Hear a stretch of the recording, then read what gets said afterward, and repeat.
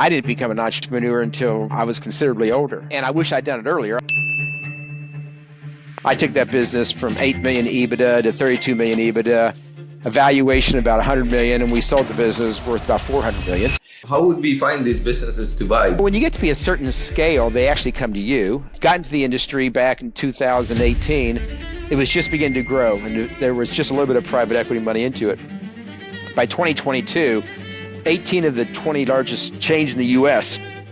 were private equity backed, and I was number 10. But you're paying a lot of money for it. If you make a mistake, you can also lose a lot of money. I didn't golf for 25 years. Why? The best decision of my life. So how do you make a lot of money? That's the most valuable thing. Okay.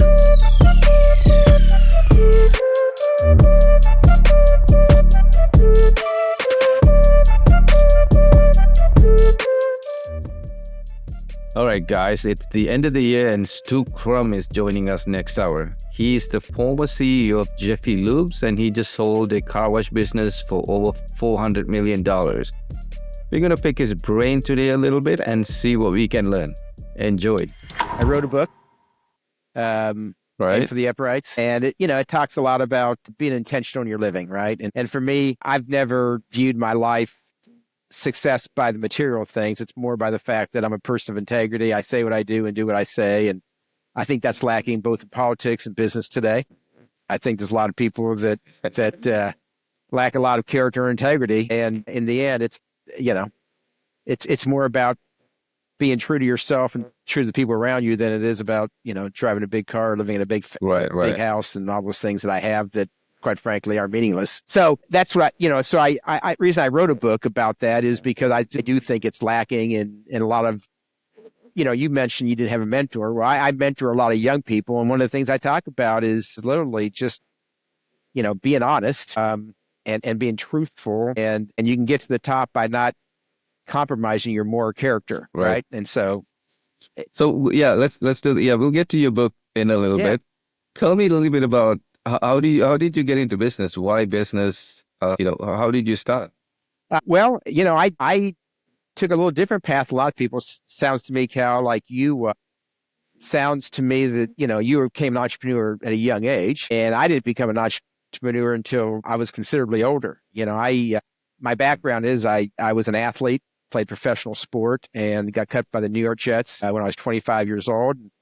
Had a business degree and went to work for a company in a training program, a very major oil company. And for 28 years, I worked for one company. And I was honing skills that whole time. I lived overseas a couple of times, went through a lot of different paths. And it wasn't until my mid-50s that I became an entrepreneur. So, oh, wow. Okay. Yeah. So, and I wish I'd done it earlier. I think one of my suggestions for people, if that's what you want to do, take a chance earlier. My kids were married. My kids were out of college. I was very conservative and got everybody through all that. And then I said, okay, now I'm going to go out and kind of take some risks. Well, so what was the first business you started? Well, I got into the car wash business. I was business with two other partners in a small car wash business in Cleveland, Ohio. Is it the one that called True Blue? Well, that was my second car wash business. Okay. My first one was called Sergeant Cleans. And that's a pretty good name. It's a pretty cool name, yeah. And the guy that was the actual founder was a Marine, so kind of makes sense. Likewise. But then I got recruited by Goldman Sachs about a year into that venture, and they had bought a small business, and they said, "Hey, listen, it's a founder-led business, but they got the wrong person leading it. Need somebody to come in." And I took that business from 8 million EBITDA to 32 million EBITDA, a valuation about 100 million, and we sold the business worth about 400 million. Well, not worth about the car wash business. Yeah, we actually sold it for about $408 million. How many locations do you guys have? We had 71 locations. We sold it. Oh, wow. Yeah. Okay. And what I did is I wasn't the founder of the business, but because of all of my past business experience, when I took the business over, I realized very quickly that it didn't have the process, systems, the playbook to be able to grow. We had 25 stores when I started. We had 71 when we sold. So we put the playbook and the process, the systems in. It's all those things. If you scale a business, if you don't have a copy and paste model, the business will start struggling as you start getting bigger, right. right? We got to be $100 million So business. was it a franchise or you guys had No, like 100%, 100%? company operated. Really? So no franchise. Went out and bought existing businesses in many cases. Right. We convert them to our brand and put our model in place. Why didn't you go the franchise route? And I've run the largest lube franchise in the U.S. I used to be president of Jiffy Lube. So I've run a very, very large franchise business. Right. In this particular case, for my ability to scale, I wanted to have control of that business. And also, we were private equity backed. And so as a private equity backed company, I thought it'd be easier to sell the business to somebody else with 100% control of the assets and the people. So franchise is certainly a model you can grow and certainly a model that I have grown, and I've run a very large $2 billion franchise business. In this particular case, though, it made sense to be company operated. Got it. So then you started a second car wash company. What happened there? Well, that was the one I just talked about. The first one was Sergeant Clean's, and it was small. Okay. We started at 3, got to 5 stores, and then I got recruited by Goldman Sachs to do True Blue Car Wash. Okay, yes. Okay. So this was backed by Goldman Sachs? It was backed by Goldman Blue. Sachs, yes. I was the third largest shareholder of the business. The first one is actually, funny enough, up to 18 stores now. So when I started, it was 3, it got to 5. I stepped out, came to this new business, and that one's now at 18 stores. So when you went to True Blue, how many stores they had? We had 25, and when I left, we had 71. 25 to 75. How long did that take? 3.5 years. That's pretty fast. Yeah, did very quickly. A lot of it, and some greenfield activity, but mostly it's to M&A. Right. Yeah.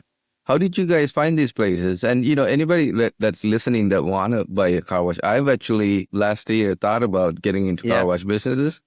So how would we find these businesses to buy? Do they come to you? Do you go to them? Well, when you get to be a certain scale, they actually come to you. There's a whole set of brokers in this industry that only deal in car washing. And, car washing is interesting. It's kind of gone through a cycle. So when I got into the industry back in 2018, it was just beginning to grow, and there was just a little bit of private equity money into it. By 2022, 18 of the 20 largest chains in the U.S. were private equity backed, and I was number 10. In that growth curve, people were beginning to pay pretty stupid money for these businesses. Common sense has hit.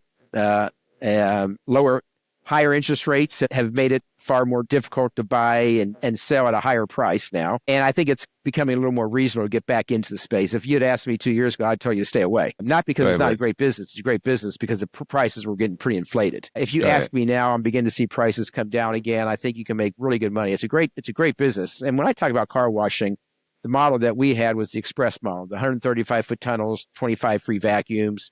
Was it fully automated or somebody was there? Well, we have people there, but it's fully automated. So I have somebody at the point of sale. We had 3 point of sale boxes, and I had somebody there at all times selling subscription, because subscription is one of the beautiful things about this model, right?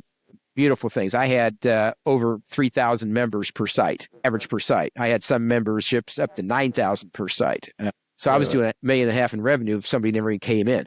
So it's a pretty good business model. Yeah, I have a car wash subscription right now. It's like $65 a month, and I go like once a year. Yeah, right. Well, I don't necessarily love customers like that, because at some point you're going to say, I'm going to cancel the subscription, right? Right. We love our customer. My average customer came 2.5 times a month. It was pretty good. But bottom line is if somebody's interested in the business, there's 2 ways to enter. One is to buy an existing car wash. And I would say when you do that, make sure you do a lot of due diligence and understand what the subscription model is, what the revenue is. Take us through a deal. Like when you were planning to acquire a business, what are you guys looking for? Take us through like a deal, kind of what you... Yeah, so, and I looked at hundreds and I bought teens, right? So I looked at hundreds and bought 50. I looked at hundreds of hundreds. And so the first thing it's a retail business. So the first thing you're looking at is location. Where's it located? And when I say location, we all know that the great real locations are on primary roads, 20 to 50,000. Main streets. Yeah, maybe 20 to 50,000 cars a day. In particular, the car wash business, a little different than other businesses. Car washes, you're looking for rooftops. So when I say you're looking for rooftops, 80%, we had some pretty good data, and we were pretty sophisticated on our data. So we knew that 80% of our customers came from 9 minutes from where they lived. Got it. So reason I say rooftops is important is I'll compare it and contrast to another business I've been in before. I've been in the convenience store business. In the convenience store business, if you've got 40,000 cars a day going by and it's in a commercial area, you're gonna be very, very successful as long as there's not too much competition. In the car wash business, if I had 40,000 cars a day, but I was in a commercial industry, I wouldn't wash any cars because people typically wash 9 minutes or less from where they live. It's going to work, going from work, it's closer to their home. And so there's a whole, every retail business model is a little bit different. And that's a great example where car washing, people like to be close to their home within, let's call it 3 miles, 10 minutes. When you're getting gas, you need gas. And it's not as much based upon how it's close to your house as much as it is, where I'm driving that day. So the first thing was location, location, location. Second thing was I was looking for a lot of rooftops or destination locations. I loved having car washes that were close to grocery stores, close to Walmart, close to a Target, because people came to that place. To that location. A lot of volume there. The fourth thing I looked at was the operation, but that wasn't the most important thing because I can fix a broken operation. So wait, go back a little bit. I have a question on rooftop. Does it matter if it's houses or apartments? No, doesn't matter. It doesn't matter. As long as they've got cars, right? We prefer, right. Now I will tell you, I'd prefer houses to apartments because typically in a house, you've got more expendable income, right? But I'm looking for vehicles. So I call rooftops apartments and houses, but houses is a preference to apartments. Got it. Any more questions about that one? Then the next one was just simply, the operation itself. But as I was saying, I can fix a broken operation. Right. If it's good dirt, a good facility, decent equipment, but I can also replace equipment. But if I'm going to replace equipment, I'm going to probably have to pay less for the property because I can only pay so much for it. And the last thing I always looked at, and it was very important, was how much competition was around. Because so many people got into car washing, my great car washes washed between 1,000 to 1,300 cars a day. Now just start doing the math on that. Washing 1,000 so you're washing 130 cars an hour. That's a lot of washing. I had 2 locations in a part of Arizona. I'm assuming that's at like 100% capacity. It's 100% capacity is probably 150, 160 cars an hour, depending on how quickly you're running it, how long your tunnel is, and how quickly you're able to run it. I'd have 6 or 7 cars in a tunnel one time, right? But here's what can happen. And it happened to me a number of different times. I'd have these high volume car washes and my competitors would come build on each side of me. And that, 1,300 car a day car wash came down to 700 cars a day. Now, don't get me wrong, 700 cars a day, I'm still making a ton of money, but I'm not making as much money as I was. So I'm always looking at competition. If there's 2 car washes within a mile, I'm not going to put a third one there. I'm just simply not going to do it. I always say that you should have a car wash per 20,000 people. That was kind of my model. And so if a town of 100,000 people, I think that town of 100,000 people can have probably 4, maybe 5, but probably 4 car washes and be a decent car wash. So those are the 5 things I looked at as we chose. And we also used a company called Buxton, and it was a model, and it was big data, and we put all kinds of variables in it, and it helped us become a little more sophisticated rather than just, putting the finger in the air and saying, yeah, I think it's a great location. Right. So, for regular people that don't have that kind of, backing and they don't have that kind of resources, I'm assuming the best way to look at a car wash, if they wanted to buy it, would be the rooftop, as you put it. Just look at the rooftop and then see how many competitors they have around it. Well, I would say the first thing I'd look at is the location itself. Because you've got to, the mistake that some people make is they've got a car wash that's sitting behind another building and you can't see it. You got to be able to see that, it's got to be visible from the street. Right. And, easy ingress and egress into it. But yeah, rooftops is certainly, population is one of the most important things in car wash. And it's not cheap. Car washing is not cheap. Can you make a lot of money at it? You certainly can. You can make very, very good money. but you're paying a lot of money for it. If you make a mistake, you can also lose a lot of money, right? Okay. So What's the average price you guys normally buy at? yeah, to build a new car wash today is about $6 million. An acre of land, Really? the building, the equipment, it's about Right. $6.5 million. You typically car washes are sold on multiples. They're sold on multiples of EBITDA. So let's pretend, to make the math easy, let's say that the car wash did $100,000 EBITDA, and the going rate is 10 multiple, which is probably about what it is right now in the U.S. So you'd pay about $5 million for that location, or 500,000 times that 10 multiple, $5 million value would be it. You can pay a lesser multiple, a higher multiple. It depends how many sites you have. There's a lot that goes into the sophistication. I'd say rule of thumb, anywhere between a 7 to a 10 is probably what the going rate is for a single site. Got it. Yeah. What do you think about mobile car washes these days? All kinds of apps are coming up. Yeah, listen, there's no doubt that there's a market for it. I think the mobile car wash market is probably better for smaller entrepreneurs. If you want to build, have 2 or 3 or 4 or 5 vans, I think it's a good business.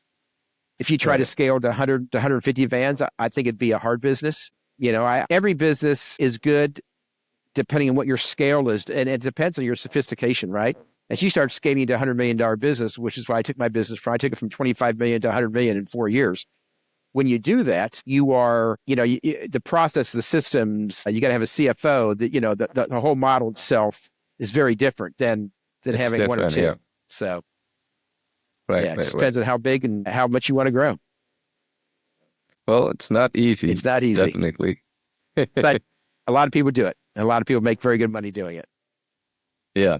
So you would recommend to get into car wash business? Well, I would say I'd look at. What about 2025? Yeah, I'd look in the market. I mean, each market, there are markets that have a lot of white space in them. A lot of markets have no growth in it, right? So I think that's part of the things, look at it. And one thing that is for sure, if you talk to anybody that pays attention, there's been a lot of car washes built over the last 3 to 4 years. They've been popping up everywhere. Take a look at where your competition is and how much white space there is. If there's white space, you can make good money.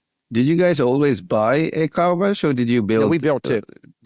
Absolutely. Yeah, the company that bought my company is building a number of car washes next year. So, and there's always growth opportunities, right? I've been in business now for over 40 years, and I've been building whatever business I've been in. I've built for 40 years. There's always growth areas, right? Right now I happen to be a CEO of a tire and service company, and I have 6 stores under construction, right? Because Austin, Texas is growing, and there's a place in Austin and Georgetown where I just put a brand new store that opened 4 weeks ago because there wasn't any competition. So there's always been an opportunity to build and grow. Got it. I would have probably a million questions for you. I can talk about this the whole day. Yeah, no, it's fun to talk about. Yeah. So I want to go back to a little bit about it because I think I keep asking questions about this car wash thing. I think because I was very interested in it. I think I almost bought a car wash last week, but the deal didn't happen because the cash flow wasn't there. Right. What they were putting in the books wasn't actually coming in. Well, that's the reason why you got to do your due diligence. We do what's called a Q of V, a quality of earnings. Every time we buy 1 or 10 businesses, we have an outsider going in, make sure they're looking at QuickBooks, making sure, right? Because what people tell you and what reality is are sometimes 2 different things. It's very different. And I will tell you, Cal, one of the things I love about car washing is it spits out a lot of cash. Right. I was generating millions and millions of dollars of cash at one point when we were, in our heyday, and it still contributed to that kind of cash. But you got to make sure that you're doing the diligence and don't trust what people say and look at their books and understand it all. I'd actually sit outside the car wash and watch it for 8 hours. I would tell you a lot, right? If they say they're watching 800 cars a day and you see 100 cars coming through, it's going to tell you a little bit right there. And we do that a lot. We actually do. We'll put people out. We'll sit there for 3 or 4 hours and, Yeah, because that's the best way. Absolutely. All right. Okay, so you got Jiffy Lube going on, which everybody knows. Yeah. We don't have to introduce anything on that one. Well, yeah, I used to run Jiffy. Yeah, I was president and chairman at Jiffy Lube for 4 years, and that was back 10, 15 years ago. Yeah. How similar do you think the car wash business to Jiffy Lube business? Well, obviously they're they're both automotive industry, and I've Right. always been automotive industry. Everything I've ever done has been automotive, and I've been a CEO 5 times at different businesses. Right. The difference, a couple differences at Jiffy Lube, your average ticket is probably, I'm guessing today, $120, $130 per car. Your average ticket in the car wash business is about $9 per car.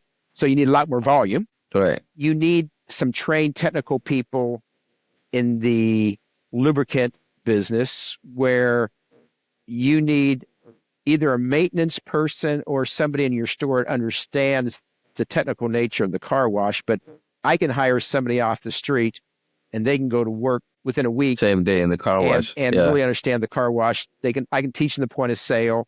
They may not know how to fix the equipment yet. That takes some time. Where at Jiffy Lube, in particular, because Jiffy Lube was doing extended services, you may not have to be ASC certified, but there's a lot of training because, the one thing you can't do is forget to put that drain plug back in. The one thing you can't forget to do is put those brakes on correctly, right? So you want to make sure you've got competent technical people. Also, I'm assuming there's more regulations on the Jiffy Lube side than the car wash side. Absolutely. But, once again, I've been in 4 different industries in the automotive space, and all 4 were profitable, and all 4 had different type of challenges for me as I was running those businesses. So you've been a CEO of multiple successful billion-dollar companies, right? $2 billion companies. You have some pretty great ideas in that head. Saying, a few. If somebody created this business, I think that'll be a great idea. Yeah, I've been very fortunate in that I've run a $4 billion company. I've run a $2 billion company as a CEO, and I've run a couple $100 million companies as a CEO. And the one thing that is true about all of these is the first thing is it's all about the people, right? I always try to hire people smarter than me. Number 2. That's easier said than done. It is easier said than done. But I mean, you try. But number 2 is culture is really, really important as you build a business. I always use the difference. What's the difference between Chick-fil-A and Kentucky Fried Chicken? It's culture. It's both chicken. Right. The chicken, actually, at Kentucky Fried Chicken isn't any different or worse than it is at Chick-fil-A. But the culture of those 2 companies is very different, right? It just is. Yeah. You're getting a world-class experience when you go to that Chick-fil-A. Kentucky Fried Chicken's going to be hit and miss for you. Now, there's good franchisees and bad franchisees, but it's culture. Culture just plays such a huge role in these companies. No different than the companies I've been running.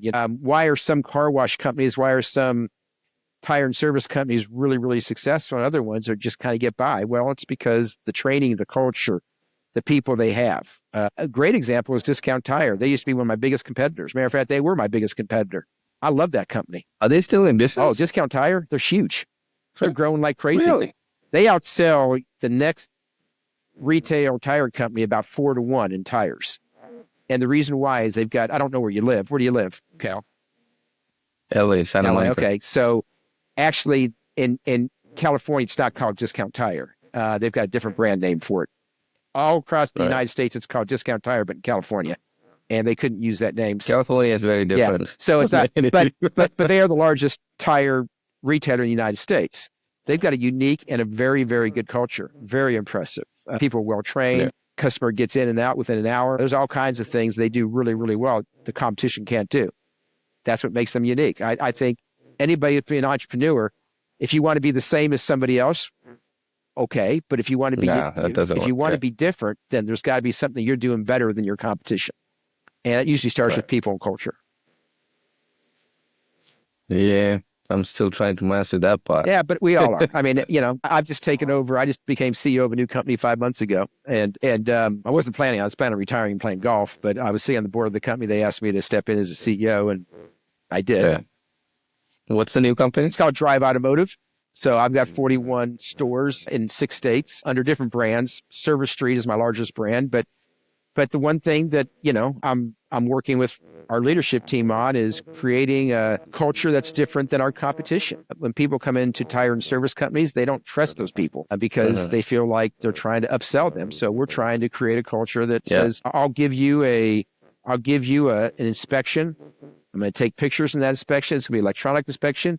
And I'm going to share with you what, motor vehicle company, the one you bought it from, says you should have on services, but I'm not going to try to sell you anything you don't need, right? So we're trying to create this business that, I think I mentioned to you very early in conversation, character and integrity are the most important things for me. Are none. I think you try to achieve like almost an impossible thing, right? Because when I go to fix my car, I'm listening to the technician. I don't really know if he's telling me true or not. Right. And you don't, but there are honest, let's be honest. There are really, really incredibly honest technicians and service advisors out there. And there's some people that try to sell something that maybe you don't need. And that's the reason why I say, if you do electronic inspection and you show pictures of it and you say, hey, you need new brakes because you've only got, 20% wear left in those brakes, and you can actually show the picture of it, right? Because there's every piece on a car, there are the manufacturer tells you services that you should have and how often you should have them, et cetera, right? And so don't be selling a service that a manufacturer says should be done every 20,000 miles. It's only been 5,000 miles. Tires, whether it's worn, it's the wear on a tire. And there's little instruments that every company should have that will show you how much wear you have left in the tire. On a battery, when a company... I really wish there's maybe there is this service like insurance policy. Right. For cars, but not for accidents, but anything that has to be fixed. Sure. You pay a fixed price monthly. I don't want the headache. I don't want to know what's breaking. Just fix it. Yeah, because I paid my insurance. I hear you. Monthly. There are companies out there that are offering certain things like that. The problem with doing that is, if I put a warranty on a vehicle that's had 110,000 miles, and all of a sudden I pay insurance for that, and the engine blows up because it wasn't serviced correctly, there's a lot of risk in it, right? So every time you buy a used car, you're buying what the previous person had done to that vehicle or not done to that vehicle. And you don't ever really know until you've had it for a while. But I hear what you're saying. I understand what you're saying. Somebody got to make this easy. Yeah. It's difficult. It is not easy, which is the reason why you want to create a company where people can trust you, period. Right. So what do you have planned for 2025 for the company? Well, we tried to, right now we're about 41 stores. In the next 24 months, I want to double our size. So it's pretty much the same playbook I had for the car wash business. We are owned by private equity. I am one of the shareholders in the company as well. Are you guys IPO? We will not IPO. We won't be big enough to IPO. We may be bought by somebody that's trying to IPO, but we won't. We will most likely sell to another private equity company or to a larger chain that's trying to grow, right? But it's our goal in the next 24 months to double in size and double the states. We're in 6 states right now. I don't plan on any more states. I plan on staying in the markets that I'm in right now and build out a world-class team, as well as build a bunch of stores and do a bunch of acquisitions. So that's my 24 plan. I put a strategic plan in front of my board and laid it out and said, here's how we're going to do it, and why we're going to do it, and here's the end result of it. So pretty well thought out plan. Got it. Yeah. I have no doubt you will succeed. I certainly plan on it. Any new ideas you have going on that you think somebody should be picking it up? New ideas. Certainly there's so much happening in technology today that I think any industry that you're in, because of what we're seeing is happening with AI and the sophistication that, we're just able to be a lot smarter today than we were 5 years ago. And 5 years from now, just because of technology, we're going to know so much more 5 years from today. So my suggestion is figure out a space that technology is not driving, but can drive that business, bring that technology into it, and you'll be a leader in that industry. And by the way, that can be anywhere from dog grooming to fixing cars to sprinkler systems. I mean, there's all kinds of things, right? 10 years ago, I never knew that I have an app now on my sprinkler. I got a very large yard. I got a huge yard. I love my grass. And I love my foliage. And right now, everything's handheld on my phone. And I know when the sprinkler head's broken. I know and I have a company that comes out and, and everything's sitting on my app, right? That technology didn't exist years ago. And so it's changed landscaping. Now, who would have thought landscaping would change? But it has. I mean, technology is changing landscaping. But there are a lot of businesses today that aren't very sophisticated, where they haven't let technology drive that mature business. And somebody that's got the better mousetrap is going to be more successful than the person that's got the old mousetrap. That's great advice. Yeah, especially AI these days. It's unbelievable what it can with do. AI agents, you can pretty much make whatever you want, I guess. You can. And as long as you're using it properly, AI is only as good as the information going into it. So as long as you're using it properly, there's a lot of benefits it can help for you. Yep. Let's talk about your amazing book. Yeah. Book's called Aim. Tell me a little bit more. Called Aim for the Up. Why'd you write the book in the first place? Interesting enough, if you asked me 2 years ago, I wouldn't have written a book.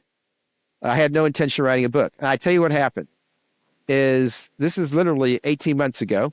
I was actually selling our car wash business, and the company that I was negotiating with, we were negotiating with a lot of different companies, but the one that looked in the end ended up buying us. One of the people on the M&A team said, Stu, you've had a really interesting life. You should write a book. And I came home to my wife and said, hey, this guy says that I've had an interesting life. I don't think it's that interesting, but maybe it is more interesting than I think it is. And on top of that, over the last 10 years of being a CEO, I've been a CEO now for 14 years, but over the last 10 years, every week I write an inspirational note to my team. And it's on servant leadership. It might be on winning. It might be on having character in business. It's on 52 different weeks of different things, right? And I had 130 pages of those things that I've been writing for the last number of years. So I took those and I thought, and I used one theme on the book. It's called the Intentional Playbook. And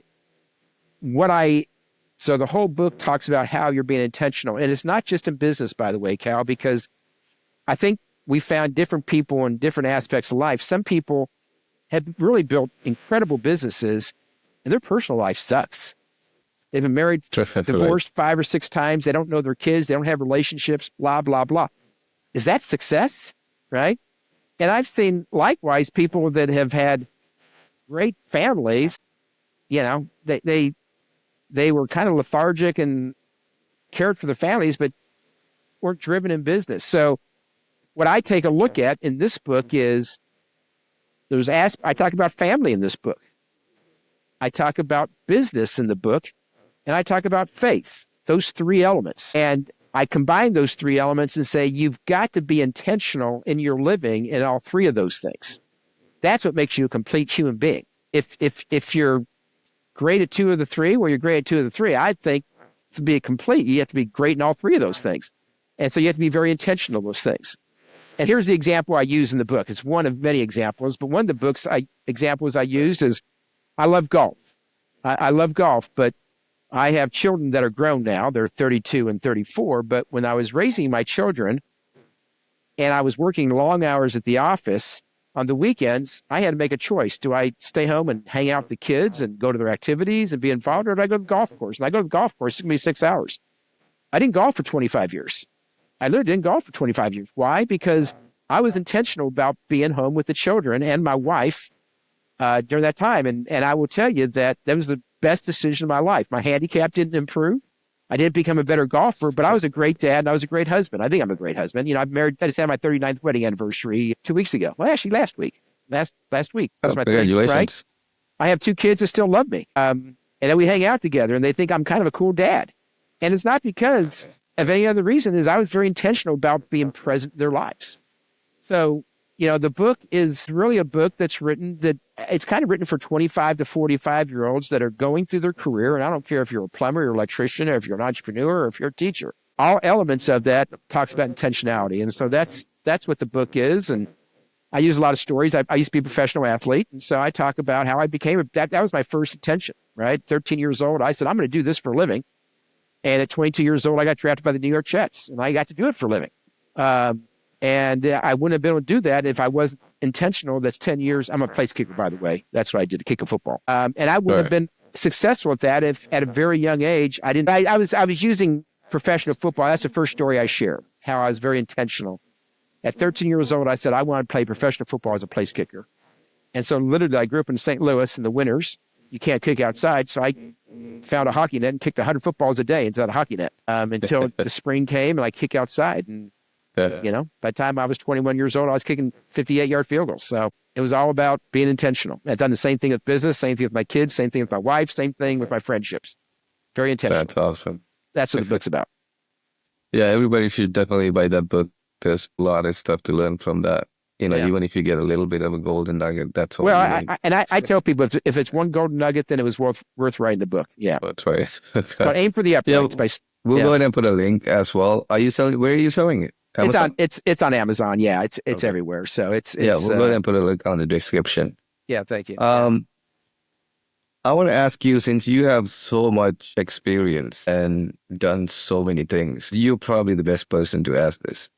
If you had nothing today, no experience, let's say you have saved up, because most people have saved up a little bit of money these days. Let's say you've saved up 100 grand, right? Mm-hmm. That's probably way too much for somebody is listening, but you're just going to give like a range, right? Yeah. 50 to 100. And you got to start a business. Wow. And let's say, because you've been in car wash business. Yeah. How would you start? Well, you couldn't do it unless you want to do a hand wash business. I mean, the kind of business I was in takes capital. Plain simple takes capital. But I tell you what I would recommend to somebody that had $50,000 to $100,000. Here's what my recommendation would be: is go work for somebody and become an expert at that craft, whatever that craft is. And once you're an expert at that craft, then you can move into that craft. And I tell you, car washing is a great example. Is, the guys that used to work, that have worked for me, that when they came in, they ran that one car wash for me, and they could fix everything in the car wash. They understand the dynamics. I mean, we use a lot of chemicals and soaps, right? I mean, the chemistry in that car wash is one of the things that gets that car wash clean. They understood the chemistry of it and everything. And over their lifetime, over 10 years, 5 years, however long it took, they became really an expert at that. That is the person that can go out and probably get a loan and buy their first wash and then build that wash. And I would say the same thing for any craft. I think that it's great being an entrepreneur, but you got to be good at something, right? And so it took me too long to be an entrepreneur. I'm 65 years old and didn't become an entrepreneur until I was really 50-ish. My recommendation is you become an entrepreneur, whenever you have perfected a craft or very good at something. And when you're good at that thing, go out and build that out. But if you just say, hey, I want to make a lot of money, well, everybody wants to make a lot of money. I mean, really, everybody wants to make a lot of money. Right. So how do you make a lot of money, And so basically be expert on something. You got to be an expert. Then you can sell that to other people because the other people will pay you to buy your expertise. You got it. Be an expert at something. I mean, that's the most valuable thing. Once you're an expert at something, you become valuable. I have, some relatives that are always dreamers. We're going to do this. We're going to do that. And they never were an expert at anything. They were never intentional at anything. And they end up being kind of average at everything they did. Find out something that you're passionate about and get really good at it. Become an expert. You're now valuable. You're valuable to the company. You're valuable to yourself. And then go work for that company and prove how valuable to that company you are, and then go out on your own. That would be my advice to anybody that wants to do it. Yeah, I mean, I would take an example of me, right? I would never talk to this guy without this channel, right? I would make a call and say, hey, can we talk? It would be like, I'm too busy. Right. Because when you're in that type of situation, you don't have that much time to give to other people, right? Right. Everybody wants to be mentored. Like, well, and you're right. At a big company, you can be mentored, though. At a big company, right? I mean, you can be mentored. Right. I mean, and once again, it's not a bad thing to work for a big company. You learn your craft at somebody else's, and somebody's paying you to learn that craft. It's not a bad gig. No, it's definitely not. I mean, my first business was a collections agency, because I used to work for a collections agency. Right. Yeah. And I was one of the best deck collectors. At the time, I couldn't even speak that much. I mean, I still can't speak that much English, but I was so afraid to get on the phone. Your English is great. Your English is great. Thank you. I was afraid to get on the phone because I was afraid, like I didn't know what to say on the phone. Right. To ask for money. And then I learned the craft because I had some good people around me that was selling the crap out of it. Right. And then I became probably top 3 collectors in the company. We had about 300 people at that collection agency. Mm-hmm. And then when I started my collection agency, 5 of the top collectors from that company came with me. Sure. So yeah, your advice is right on point. Just work for somebody who knows what they're doing and make sure to learn from them, and then you can go to the next step. Right. Right. But yeah, if you go into something that you have no idea about, I mean, sometimes it works, right? But yeah, I wouldn't bet on it. only other thing I would caution people, and maybe I was a little more conservative than I should have been, but I was married and had 2 children, in my 30s, and I thought, I got to put food I got to take care of this family. So I couldn't risk everything at the expense of them. So maybe that's the reason why I didn't become an entrepreneur when I was 50, because at that point I'd raised my children and put them through college and even married them off and said, okay, there's nothing to risk anymore. I've taken care of my responsibilities. Some people are a little more, my children are both, interesting enough, entrepreneurs, and they started earlier, but I think they had a little more, they had a lot more they learned from their father than I had when I was growing up. 'Cause my father wasn't an entrepreneur. My father was more of a businessman. So, yeah. Actually, my dad was an entrepreneur and my mom. They were very successful. The weird thing is they didn't teach us anything. Not one single thing. To this day, I'm so mad at my parents. Like, why didn't you guys teach us this? Yeah. Yeah. That was interesting. That's interesting.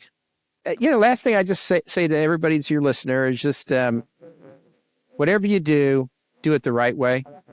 There's a lot of millionaires in the world that are maybe millionaires, but they've lied, cheated, and stolen getting there. And quite frankly, that money's worthless, right? If it's done at somebody else's expense, it's not worth it.